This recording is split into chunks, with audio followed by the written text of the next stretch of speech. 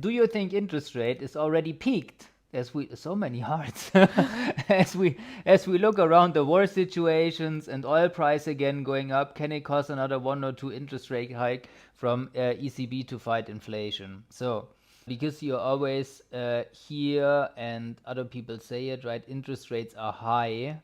Well, here's how interest rates are, right?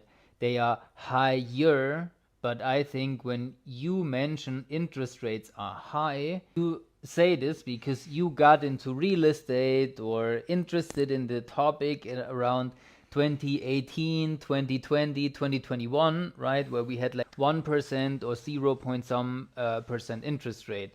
And now you're like, oh, it's high. But people that are longer into real estate or live in Germany longer, like we do, we know that interest rates have been a lot higher in the past than right now. It's just that the last couple of years, the 2020s, or in 2018, 2021, like this range, was incredibly low. And now we're kind of back to normal if you take a look at the chart. ECB increased the rate last week, 2 weeks, 3 weeks ago, something like this. So as of making this live stream, the key interest rate in the Eurozone is the highest it's ever been. Did we see a lot after they increased it in mortgage rates? Not really, because the market already expected it, that the ECB is going to increase the rates. Will they increase again in order to fight inflation, which is what Daval asking?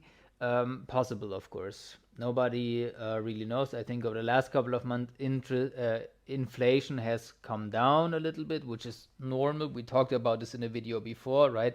If you have 10% last year, then in order to have 10% again this year, in order for inflation to be high, prices would have to rise exponentially, right? Because inflation is always calculated with last year's prices. So will inflation come down? At some point it has to. Does it mean prices will decrease? No, right?